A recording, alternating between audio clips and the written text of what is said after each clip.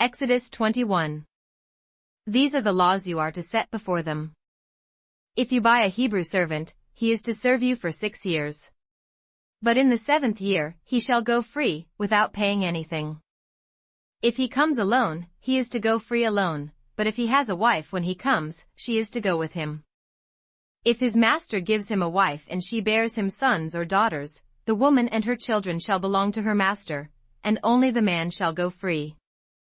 But if the servant declares, I love my master and my wife and children and do not want to go free, then his master must take him before the judges.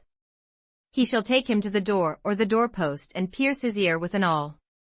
Then he will be his servant for life. If a man sells his daughter as a servant, she is not to go free as men servants do. If she does not please the master who has selected her for himself, he must let her be redeemed. He has no right to sell her to foreigners, because he has broken faith with her. If he selects her for his son, he must grant her the rights of a daughter. If he marries another woman, he must not deprive the first one of her food, clothing, and marital rights. If he does not provide her with these 3 things, she is to go free, without any payment of money. Anyone who strikes a man and kills him shall surely be put to death. However, if he does not do it intentionally, but God lets it happen, he is to flee to a place I will designate. But if a man schemes and kills another man deliberately, take him away from my altar and put him to death. Anyone who attacks his father or his mother must be put to death. Anyone who kidnaps another and either sells him or still has him when he is caught must be put to death. Anyone who curses his father or mother must be put to death. If men quarrel and one hits the other with a stone or with his fist and he does not die but is confined to bed, the one who struck the blow will not be held responsible if the other gets up and walks around outside with his staff. However, he must pay the injured man for the loss of his time and see that he is completely healed. If a man beats his male or female slave with a rod and the slave dies as a direct result, he must be punished. But he is not to be punished if the slave gets up after a day or 2, since the slave is his property. If men who are fighting hit a pregnant woman and she gives birth prematurely but there is no serious injury, the offender must be fined whatever the woman's husband demands and the court allows. But if there is serious injury, you are to take life for life.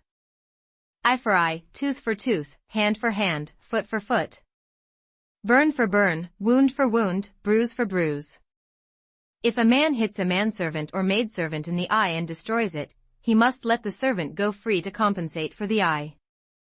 And if he knocks out the tooth of a manservant or maidservant, he must let the servant go free to compensate for the tooth. If a bull gores a man or a woman to death, the bull must be stoned to death, and its meat must not be eaten. But the owner of the bull will not be held responsible. If, however, the bull has had the habit of goring and the owner has been warned but has not kept it penned up and it kills a man or woman, the bull must be stoned and the owner also must be put to death. However, if payment is demanded of him, he may redeem his life by paying whatever is demanded. This law also applies if the bull gores a son or a daughter.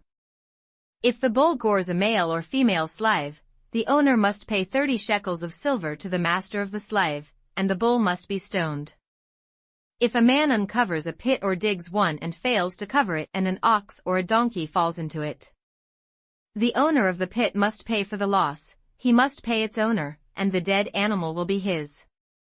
If a man's bull injures the bull of another and it dies, they are to sell the live one and divide both the money and the dead animal equally. However, if it was known that the bull had the habit of goring, yet the owner did not keep it penned up, the owner must pay, animal for animal, and the dead animal will be his. Exodus 22. If a man steals an ox or a sheep and slaughters it or sells it, he must pay back 5 head of cattle for the ox and 4 sheep for the sheep. If a thief is caught breaking in and is struck so that he dies, the defender is not guilty of bloodshed. But if it happens after sunrise, he is guilty of bloodshed.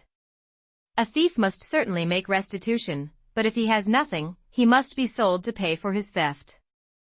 If the stolen animal is found alive in his possession, whether ox or donkey or sheep, he must pay back double. If a man grazes his livestock in a field or vineyard and lets them stray and they graze in another man's field, he must make restitution from the best of his own field or vineyard.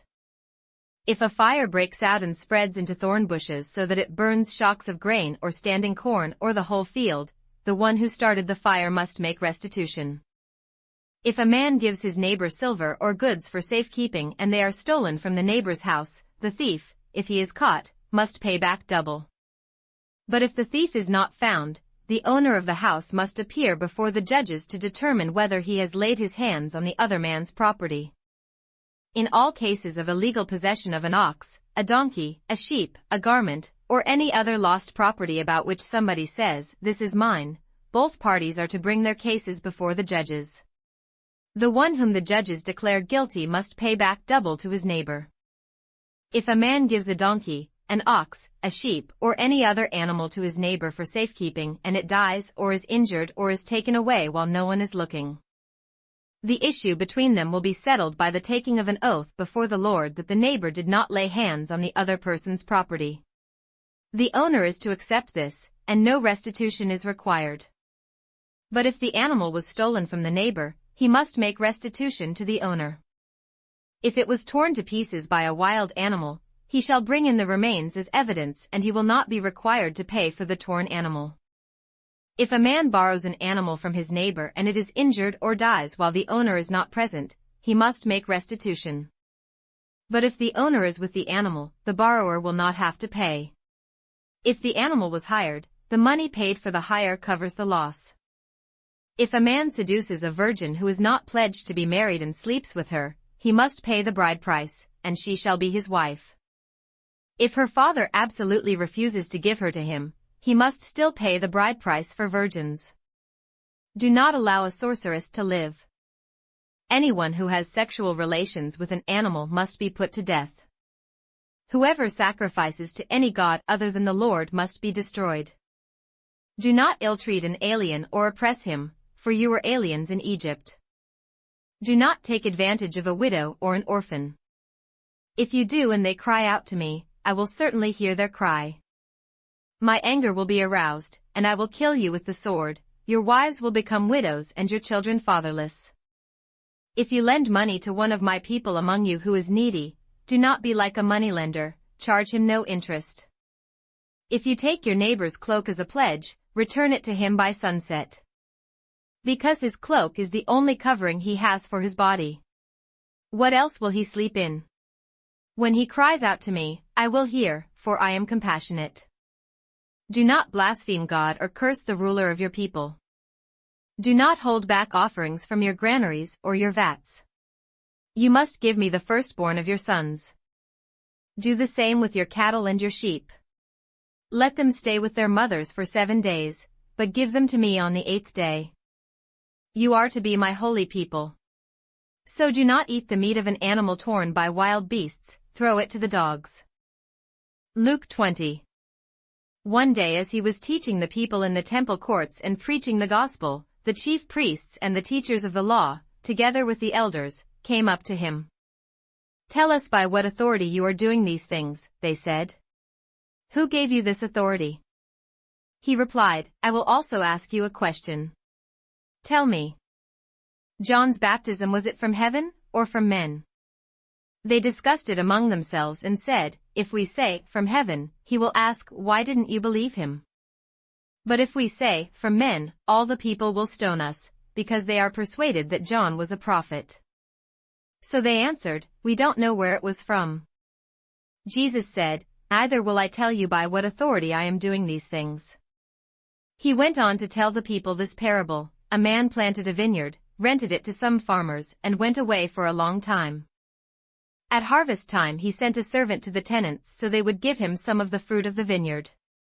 But the tenants beat him and sent him away empty-handed. He sent another servant, but that one also they beat and treated shamefully and sent away empty-handed. He sent still a third, and they wounded him and threw him out. Then the owner of the vineyard said, what shall I do? I will send my son, whom I love, perhaps they will respect him. But when the tenants saw him, they talked the matter over. This is the heir, they said, let's kill him, and the inheritance will be ours. So they threw him out of the vineyard and killed him. What then will the owner of the vineyard do to them? He will come and kill those tenants and give the vineyard to others. When the people heard this, they said, "May this never be." Jesus looked directly at them and asked, "Then what is the meaning of that which is written, 'The stone the builders rejected has become the capstone'? Everyone who falls on that stone will be broken to pieces, but he on whom it falls will be crushed."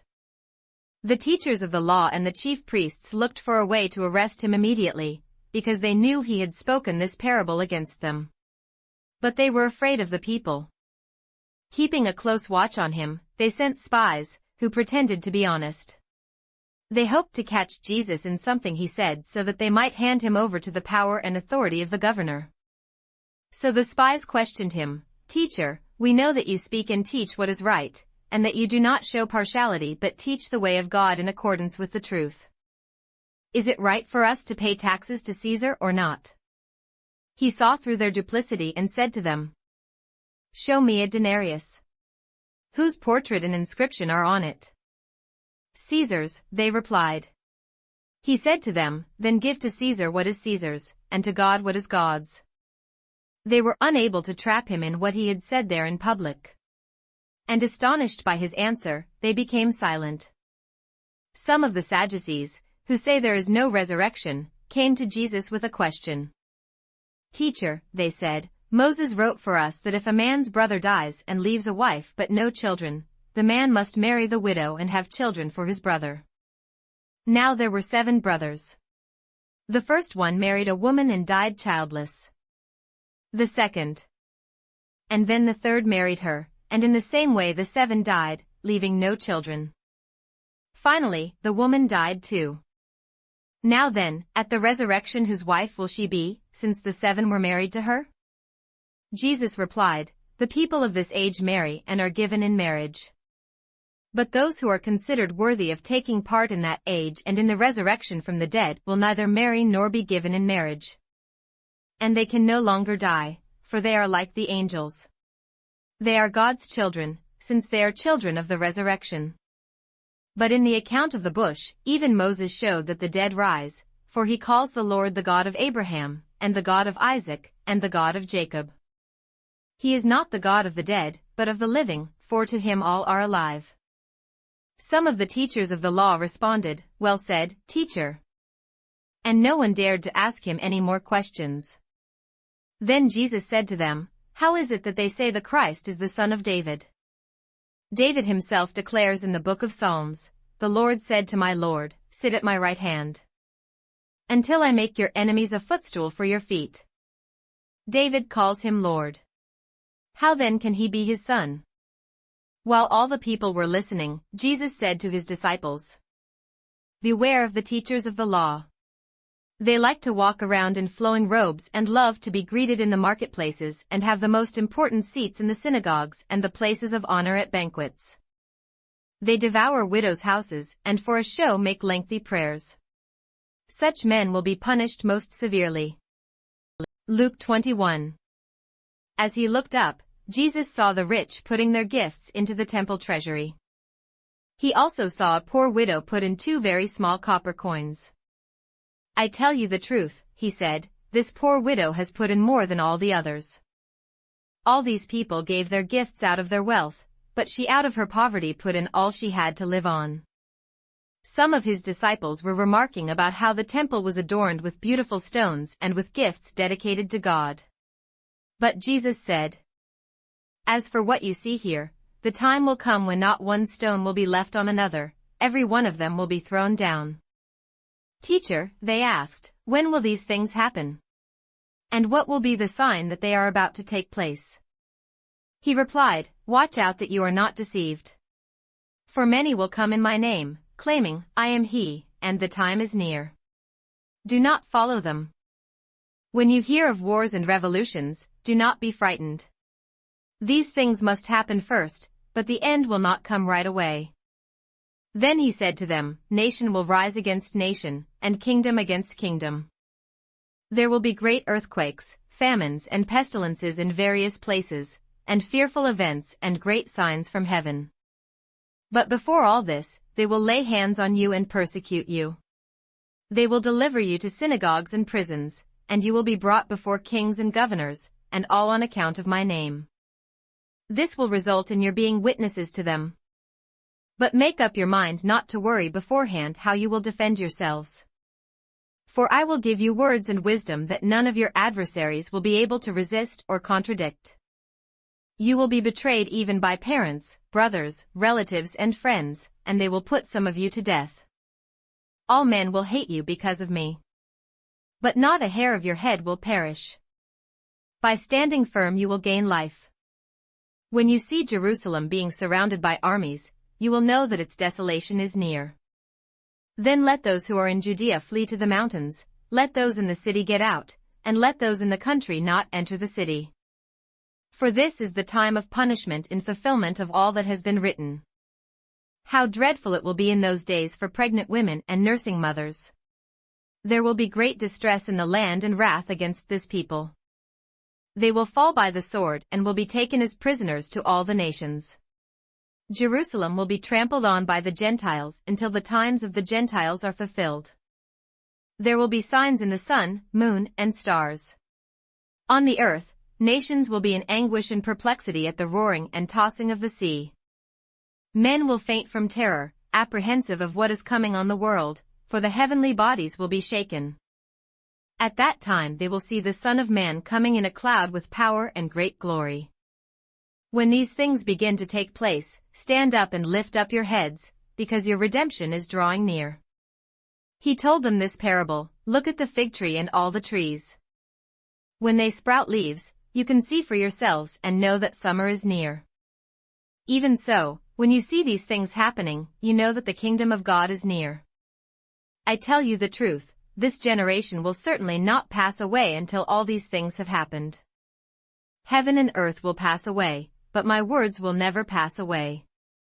Be careful, or your hearts will be weighed down with dissipation, drunkenness, and the anxieties of life, and that day will close on you unexpectedly like a trap. For it will come upon all those who live on the face of the whole earth. Be always on the watch, and pray that you may be able to escape all that is about to happen, and that you may be able to stand before the Son of Man. Each day Jesus was teaching at the temple, and each evening he went out to spend the night on the hill called the Mount of Olives. And all the people came early in the morning to hear him at the temple. Psalms 36. For the director of music. Of David the servant of the Lord. An oracle is within my heart concerning the sinfulness of the wicked, there is no fear of God before his eyes. For in his own eyes he flatters himself too much to detect or hate his sin.